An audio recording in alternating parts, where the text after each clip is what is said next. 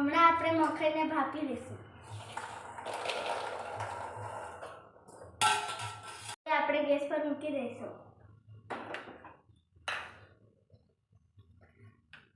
હમણાં આપણે મીઠું નાખશું. મકાઈની ભેળ માટે આપણે સામગ્રી છે ટામેટું છે, પછી દાડમના દાણા છે, સેવ, મીઠું અને ડુંગળી, ચાટ મસાલો, લીંબુ, ધાણો અને સેજવાન ચટણી.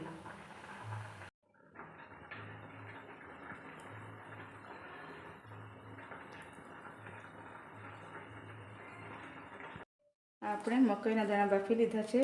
હવે એમાં આપણે નાખીશું ચાટ મસાલો નાખીશું, પછી ડુંગળી નાખીશું અને ટામેટું નાખીશું અને દાડમના દાણા નાખીશું અને લીંબુ નાખીશું અને સેજવાન ચટણી નાખીશું. તમને જે રીતે તીખું લાગે એ રીતે.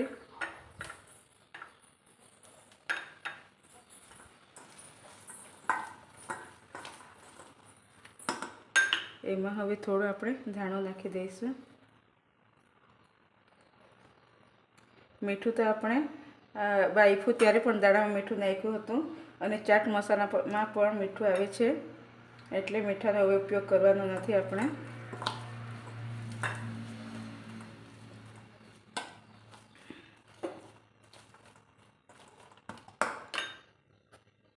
હવે પાછું આપણે થોડા દાડમના દાણા નાખી દઈશું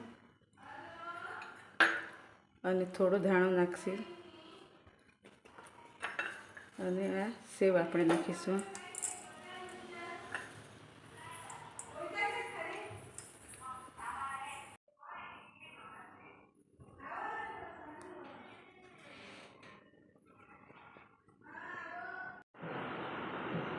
દીદી બહુ મસ્ત